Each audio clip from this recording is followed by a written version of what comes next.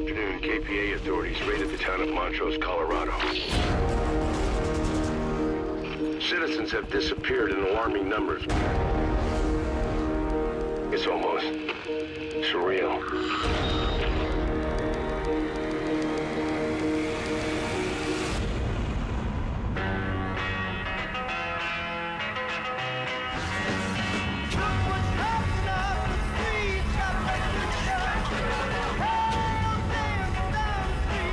Resistance operations are underway to intercept.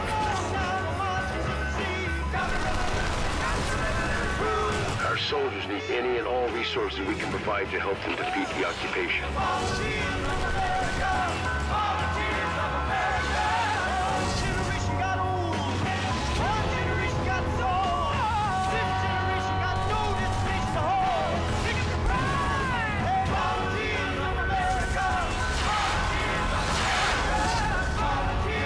The price of our liberty has always been high. This is a war of the people, by the people.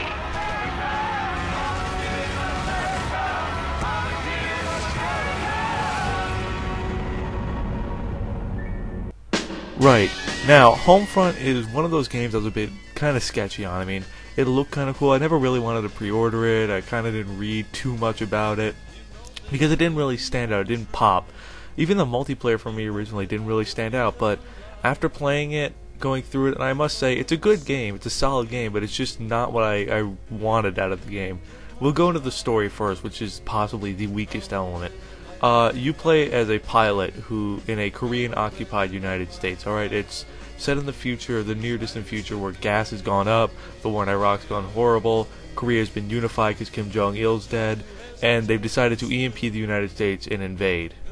Alright, so that's the scenario. I have one question for that.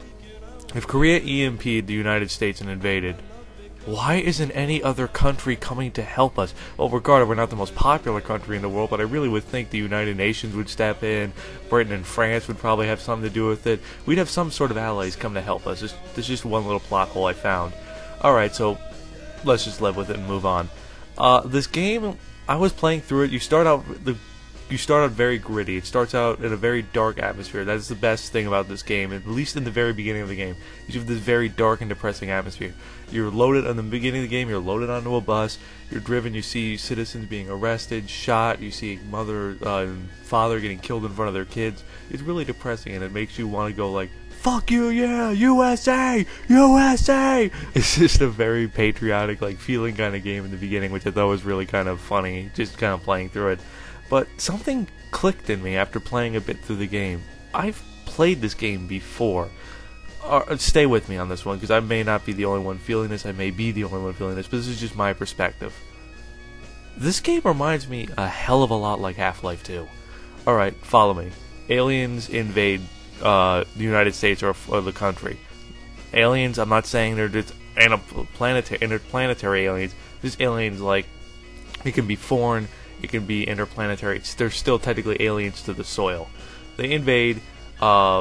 Basically, mankind's reduced. Most technology is wiped out, which happened when the Combine invaded.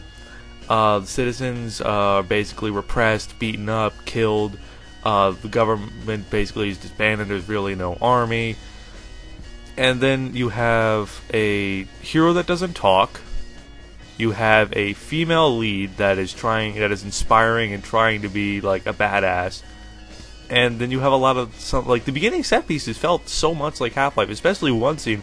You pull up on a bus, you look to your left, you see a chain link fence, you see people getting ID'd with like a blue light that's watching them. I know it's a sentry gun, but like at the time it just looks like a blue light that's like identifying them and checking them out. It looks like Half-Life 2.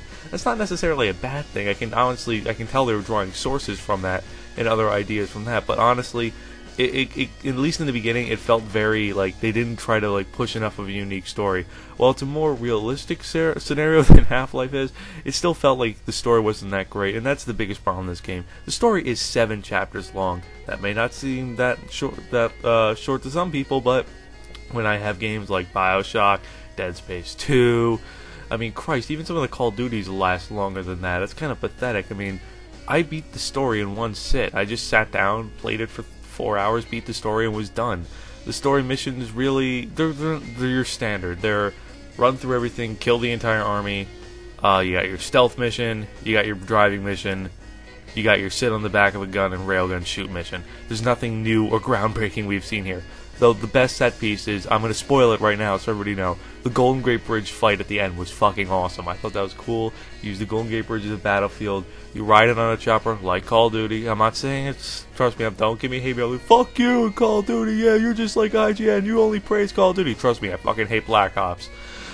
It really is not as unique as I was really hoping for. And that's the biggest downfall of the game. The sound is very good. The visuals can kind of get bland as they blend together at times. Guns, I thought this was really cool. It's that you don't get as much ammo. You actually have to scrounge and find ammo and pick up guns after you kill enemies because you're resistant. You don't have that much ammo. I thought that was really cool, and that's really the best part of the whole aspect. It's kind of the dark kind of like sense of you really are resistance fighting. With that out of the way, let's get to the meat and potatoes of what made HomeFront. The multiplayer. The multiplayer is possibly one of the best multiplayer I've played, and that's really, really not saying much, considering multiplayer games have kind of been lackluster, at least on consoles. I'm not saying PC, trust me, there's some pretty good PC multiplayer games that come out on Steam that are just like, I don't get how they have them in like mainstream release. But multiplayer games like Battlefield, stuff like that, are kind of always been my favorite kind of multiplayer game. So I picked this up thinking, alright, it should be fun. I play Call of Duty. I mean, I don't really like to, but everyone plays it, so why not I'll play it. I got into it, and I played it for a bit, and I was kind of feeling it's different. While the leveling up is kind of the same, the maps are kind of like not as unique as I would have hoped them to be, like they are in the campaign. Like I would have loved the Golden Gate Bridge level to be a fucking a level in the multiplayer, which is kind of disappointing considering that wasn't there. The set pieces in the multiplayer kind of blend together. While you have like the diversity of like certain like ones, like let's say once again Vietnam, let's say Battlefield Vietnam, which is possibly my favorite multiplayer game in the past like 3 years. That game is fucking ridiculous and actually balanced. You have Hill 137, completely blasted out. But then like the next level, you're in Fubai, which is like completely semi-flatlands, rice paddy fields everywhere. It's very unique and dynamic. Well, this one has suburbs. They kind of all blend together, and I really wouldn't have seen any difference if they just slapped one name on all of them and kept them there. You have your standard game modes, deathmatch, ground wars, shit like that. Nothing groundbreaking, nothing new. The newest thing is battle points. I thought this was really cool. For every kill you get like experience points. But they're like you wouldn't COD, like to buy weapons, but what you can do is buy shit on the fly. Like literally, you need a rocket launcher, boom, rocket launcher right there, fire it, dead, get more battle points. I thought that was really cool. The vehicles are very well balanced. While the helicopters can get a bit annoying, you do have to earn a lot of battle points to get them. I really do like the weapon choices. I wish there was more because there's not as many as I would have hoped. Really, overall, the multiplayer is really fun. It's not as unbalanced as games like Call of Duty at all. The guns are actually balanced. You can pick certain guns for your certain stuff. LMGs are a bit underpowered, even if you fire them. Like, I shot somebody like with 100 bullets straight on and barely killed 2 of them, and it was kind of annoying. I mean, I like the multiplayer. A couple things that get annoying in it are the fucking little parrot drones. They are way too cheap. You should start out with no battle points. I'm tired of people starting out and immediately calling these parrot drones in within 30 seconds having enough to get a fucking white phosphorus airstrike, which is like a bomb that launches fire, and killing half of my team within like a minute of the game. That could be really a bullshit kind of thing. They should really start out with just no battle points. Overall, HomeFront is a mediocre kind of shooter. It's nothing groundbreaking really, except in the multiplayer. The single player, I wouldn't even touch it again. I don't even bother. There's no reason for me to play a second playthrough. Even if I wanted to achievements, it's not that interesting enough. HomeFront, if you're going to pick it up for the multiplayer. I recommend renting it first. Really, I do. See if it's your kind of shooter. But overall, HomeFront gets an 8 out of 10.